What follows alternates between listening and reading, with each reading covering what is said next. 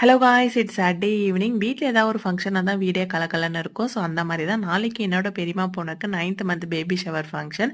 முன்னாடி நாளே பெங்களூர்லேருந்து எங்களோட ஃபேமிலி ரிலேட்டிவ்ஸ் எல்லாமே வந்துட்டாங்க. எங்கள் அம்மா ஃபேமிலிலாம் சொல்லவே வேணாம்.